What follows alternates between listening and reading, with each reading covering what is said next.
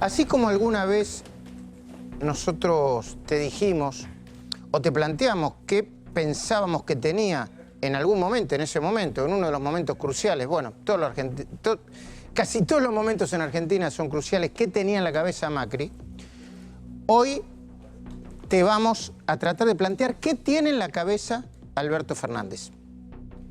Enseguida están llegando Rosendo Fraga, Jorge Osona, un experto en temas del conurbano, en temas de pobreza y cuestiones sociales, y Damián Di Pace, un especialista en consumo y economía.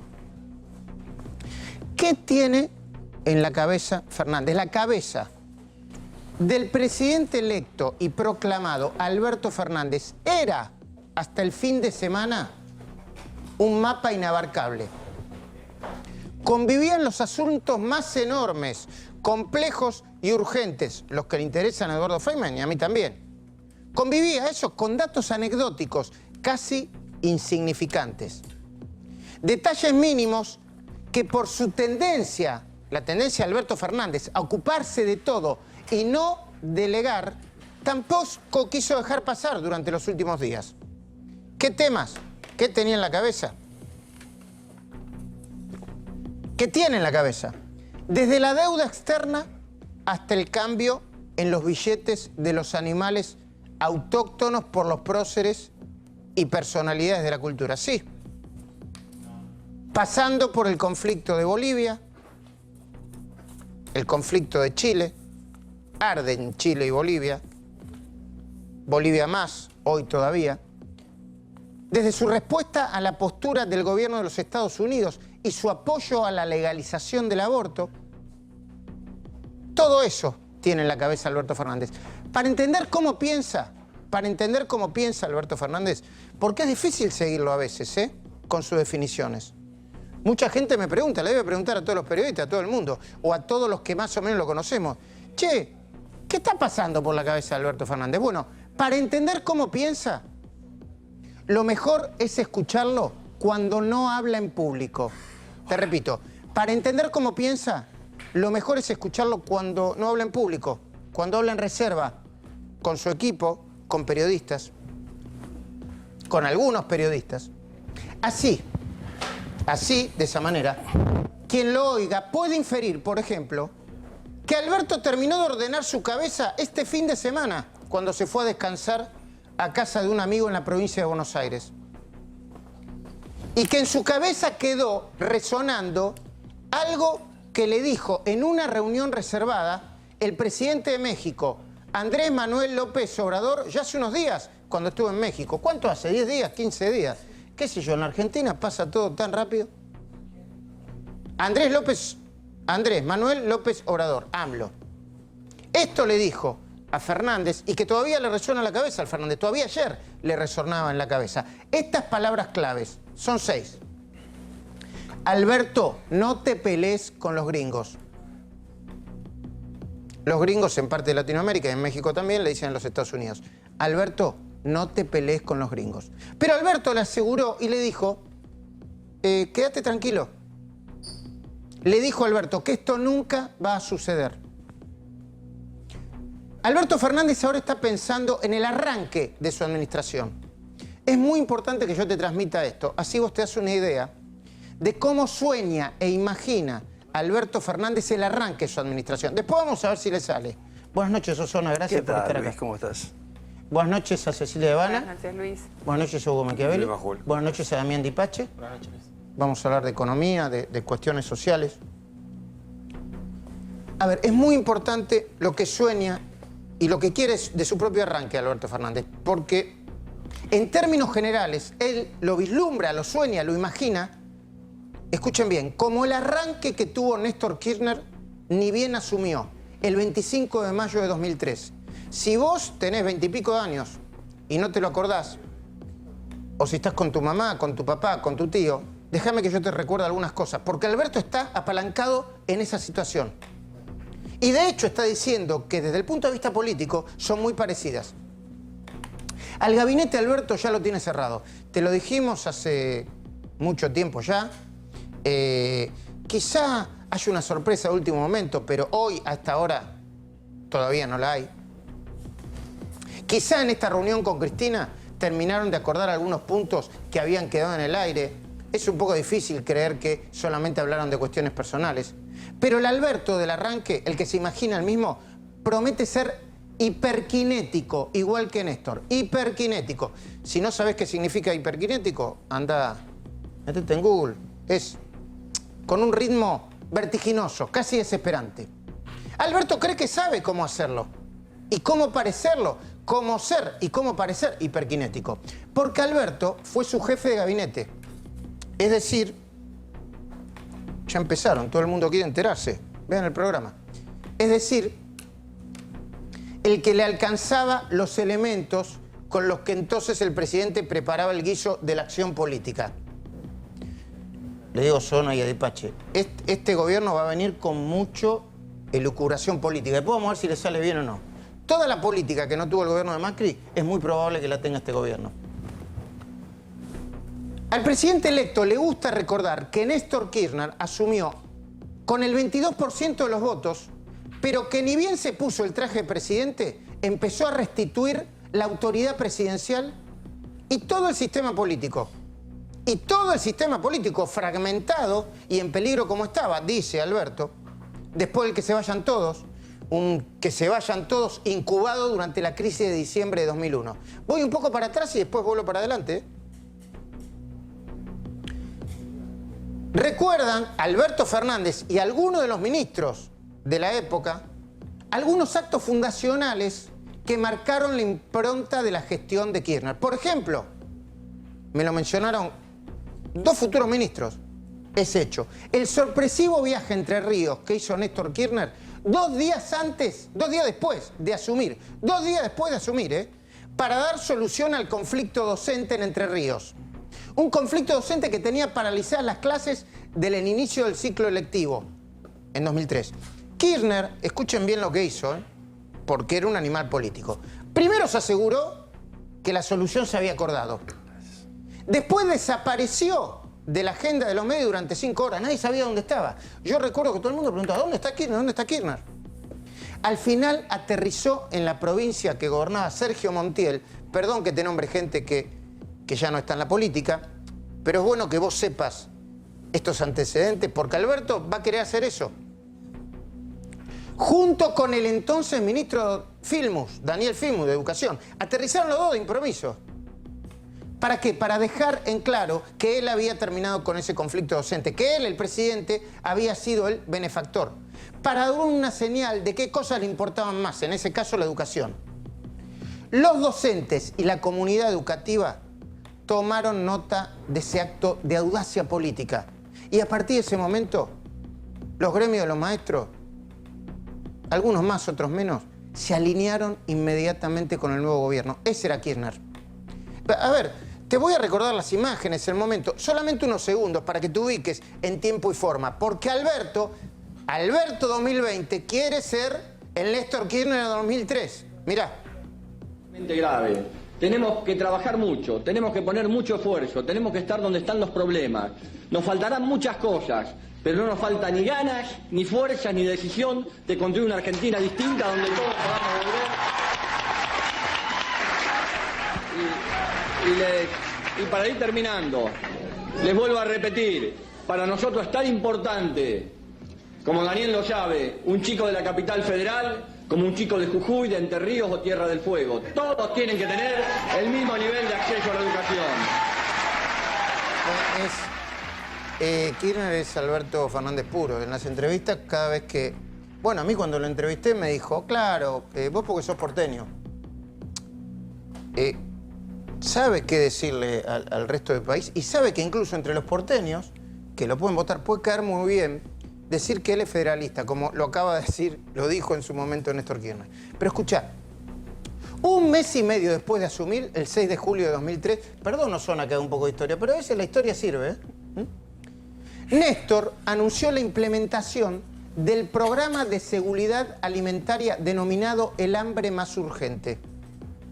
Poquito después de asumir, ese plan muy práctico, y entiendo que efectivo, se lo habíamos presentado a todos los candidatos a presidente, un grupo de individuos, organizaciones no gubernamentales y medios de comunicación, entre los que estábamos, empecé a revisar el archivo.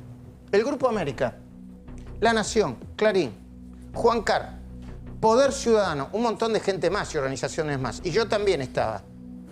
Lo recuerdo muy bien, porque primero, escuchen, no lo que hicimos nosotros, lo que era la dinámica de ese momento. Juntamos 1,5 millones de firmas para presentarlo en el Congreso, antes de que asumieran el nuevo presidente. Después logramos la aprobación en diputados y luego en senadores. Así lo convertimos en ley. Cuando Kirchner vio el proyecto, ya electo, y lo mandó a chequear con la ministra de Desarrollo Social, que era su hermana, ahora la gobernadora de Santa Cruz, Alicia Kirchner, vio en su implementación muchos beneficios reales y políticos. Porque no solo contaría con un plan para llevar comida de inmediato, en ese momento era a 2 millones de niños de entre 0 y 5 años, recién nacidos y hasta 5 años, y a madres embarazadas, convalidados por los mejores especialistas. Además contaría con un altísimo consenso, un consenso de toda la comunidad, de las organizaciones específicas, los empresarios y los medios que lo estaban convalidando. El entonces viceministro de Desarrollo Social, Daniel Arroyo, conoció y conoce bien ese plan, porque fue el que lo ejecutó.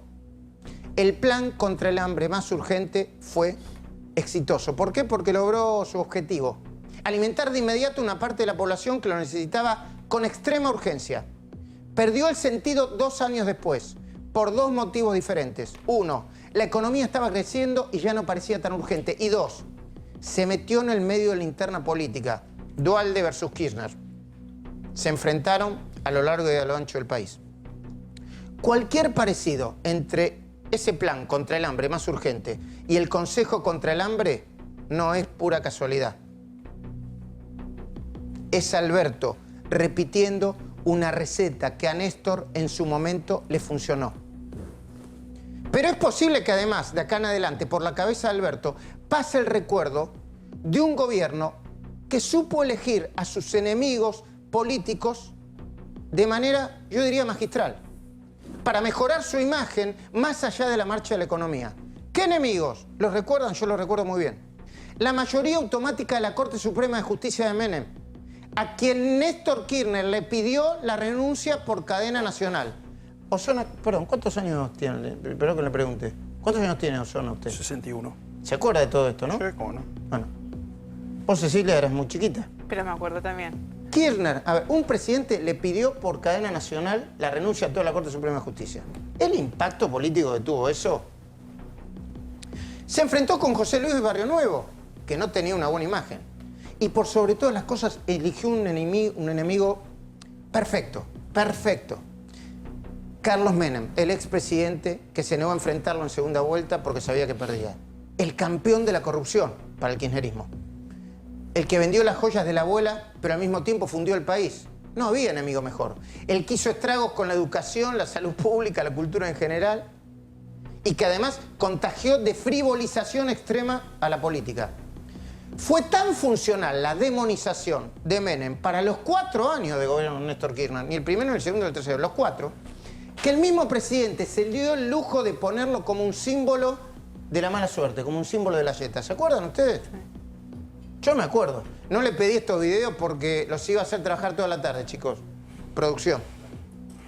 Debe haber un video de Kirchner tocando madera en el antológico programa de Mario, conducido por Mario Pergolini, llamado CQC. ¿Se acuerdan de eso? Sí. ¿O es un mal recuerdo? Bueno, El Congreso, cuando asumió Menem como senador, lo hicieron él y ella. Él se tocó un testículo y ella se tocaba un seno. ¿pero eso sucedió? ¿O Sí, es parte eso, del pues, mito eso popular? sucedió en la Argentina. No, Osona, no es verdad eso. ¿En serio es verdad? Vayan a los archivos. Bueno, vayamos a los archivos, porque yo no sabía que habían llegado a tanto. Miren cómo se puede trabajar en política con... Bueno, no es descabellado que por la cabeza de Alberto esté pasando la idea de transformar al actual presidente Mauricio Macri en el nuevo Menem de la nueva administración. Y que desde su perspectiva, demonizar a Macri, transformarlo en el responsable de todo, más allá de la responsabilidad real que le cabe y la herencia, le serviría, Alberto, para matar 1, 2, 3 pájaros de un tiro.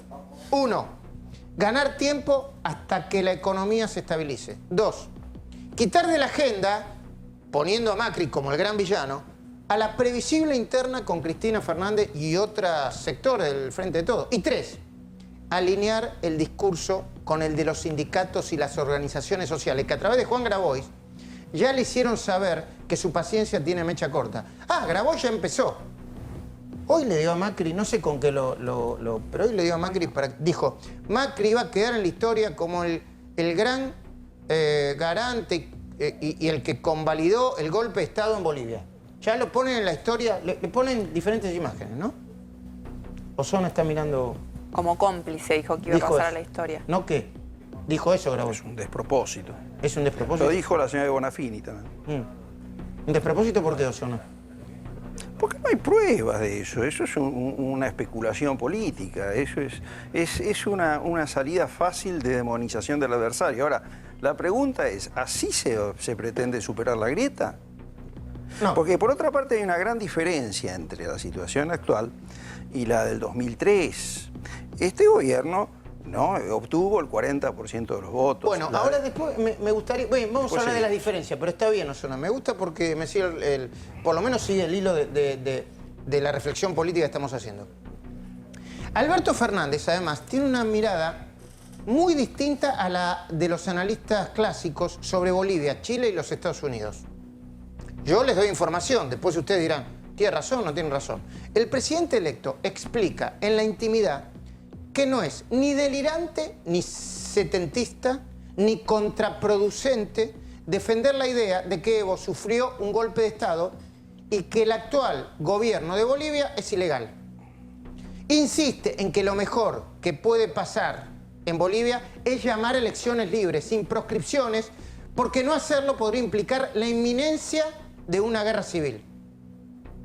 Al contrario de lo que piensan, quienes lo critican algunos analistas, Alberto cree que los Estados Unidos ya están viendo a él y a la Argentina, a él como un presidente y a la Argentina como un Estado capaz, no de convalidar lo que pasa en Venezuela, sino de contener a Maduro y cualquier aventura similar. Esto es kirchnerismo puro, era lo que decía Kirchner. Era lo que decía Kirchner. No se confundan, yo no soy Chávez. Cuando Chávez recién se empezaba a radicalizar. Alberto cree, y lo dice en la intimidad, que su rechazo a la postura de la Casa Blanca no es tomado como una provocación. Es más, que no tendría ni el más mínimo impacto negativo en la negociación por la deuda con el fondo y los acreedores privados. Negociación que sostiene ya empezó, aunque por canales informales. Atención. Y a Alberto, cuando habla en la intimidad, no le molesta para nada que le endilguen, igual que le enrostraban a Kirchner, la acusación de hablar por izquierda y gobernar por derecha. Alberto Fernández, igual que Néstor Kirchner, y bien asumió, Kirchner, al usar como escudo ideológico y moral y protector a las organizaciones de los derechos humanos, a Kirchner le achacan eso y Kirchner no lo niega, a Alberto se le podría decir que se apropia, como escribió Jorge Fernández Díaz el domingo en La Nación, de la franquicia del progresismo para gobernar con esa pátina de bien pensante, una pátina que le puede garantizar el apoyo de los artistas y los universitarios, por nombrar a dos colectivos que se sienten cómodos con esa categoría. El único problema que tiene Alberto, ahora lo vamos a hablar con Osona, es que el país de 2003 y el que se viene en 2020 parecen completamente distintos. Yo voy a plantear 2 o 3 diferencias muy breves. Una, Néstor recibió la economía con una inflación hacia la baja. El trabajo sucio hecho por Duhalde y por Remes Lenikov con la especificación del dólar. Un disciplinamiento social impresionante por el susto que tenía toda la sociedad. Y una altísima tolerancia de las organizaciones sindicales. Altísima tolerancia. Alberto lo va a recibir con una economía en terapia intensiva y, a mi entender, ahora lo voy a hablar con Damián Dipache, en la que tendrá que decidir entre alternativas. A ver, si la economía es una ciencia más o menos exacta, la economía argentina, uno nunca sabe, va a tener que decir entre decisiones malas y peores. Entre la emisión monetaria, que podría disparar una hiperinflación, algunos están hablando de sintonía fina. Es más, dicen que Redrado no sería el ministro de Economía, no tanto porque Cristina lo habría vetado, sino porque Martín Redrado estaría en contra de la emisión monetaria como política. Tendría que decir entre la emisión monetaria y el aumento de impuestos que muy probablemente enfurezca a una clase media o a una buena parte del 40% que votó a Macri. De hecho, dentro del equipo de Alberto Fernández están pensando en un considerable aumento de las retenciones al campo, a los productos del campo, y algunos le llaman ya impuestazo a los bienes y activos de los argentinos en el exterior. ¿Es así, no, Damián? Así, bienes personales acá en el mercado interno y activos en el exterior podrían estar con aumentos, además de retenciones al campo. En esa reunión reservada entre el presidente de México y Alberto, AMLO, así le dicen a López Obrador, le preguntó a Alberto, palabra más, palabra menos. Me dijeron que sos un dirigente de mucho carácter, pero que también sos moderado. Y Alberto, dicen los que estaban presentes, que eran 4 o 5 personas solamente, dicen que le dio toda la razón.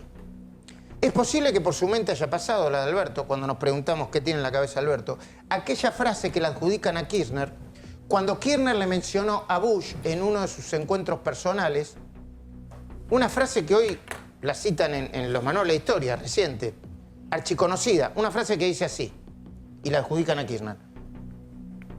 Presidente Bush, no preste atención a lo que digo, mejor mire lo que hago. Repito, presidente Bush, no le presta atención a lo que digo, mejor mire lo que hago. Supongo que estará llegando Rosendo Fraga, me avisan cuando llegue, así armamos toda la mesa, ¿sí? Las primeras consideraciones, Osona, sobre esta descripción. Es descriptivo lo mío, ¿eh? No es valorativo. Pensando en lo último, ¿no? Cuando le dice a Bush tocándole la pierna, ¿no? ¿Se acuerda, Osona? Es cierto, le está tomando la pierna. No, ¿Qué fue en la reunión de ALCA en Mar del Plata, no? No, fue en los Estados Unidos, en Washington. En Estados Unidos, en Washington, sí. Después se hizo Tiene más memoria que yo, me alegro. Se hizo la reunión del ALCA en Mar del Plata, pero simultáneamente Kirchner le organizó a Bush una contracumbre con Chávez, Maradona y la florinata de la izquierda. Eso fue un hecho muy grave, ¿no?